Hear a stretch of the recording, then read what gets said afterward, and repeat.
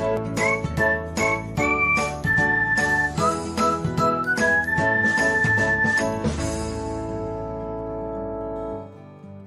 everyone, welcome back to another episode of Technologyglance. Today in this video, I'm going to guide you through how you can hide your online status on Likee.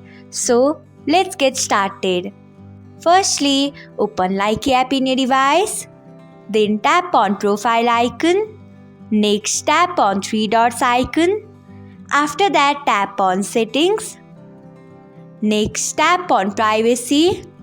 Then tap on online status. So this is how you can hide your online status on Likee. Thanks for watching. If you found this guide helpful, we would love it if you hit the thumbs up button below. We upload great new tech tutorials like this one every day. So don't forget to subscribe to our channel and hit the bell icon to get an update as soon as we post a video.